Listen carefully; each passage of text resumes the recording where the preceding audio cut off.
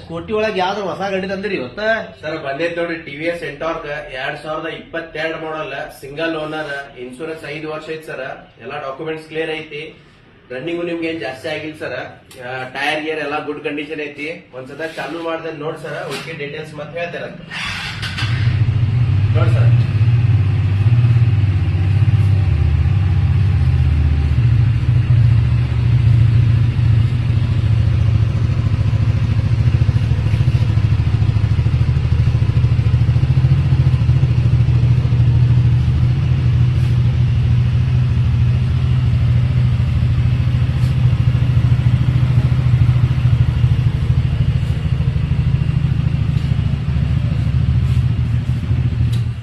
Sir ಮತ್ತೆ ನಿಮ್ಗ scooter ಒಳಗ ಅದಾವ ಸರ್.